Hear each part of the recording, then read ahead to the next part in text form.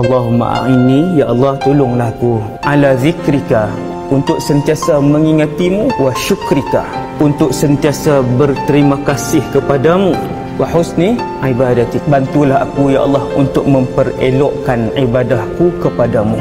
Doa ni Nabi ajar kepada Sayyidina Muaz.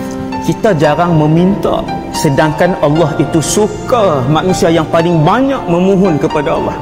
Lepas Nabi sebut tu, aku sayang kamu wahai Muaz, jangan tinggal tiap-tiap kali selepas kamu solat, selepas bagi salam, Allahumma a'inni ala zikrika wa syukrika wa husni ibadatik.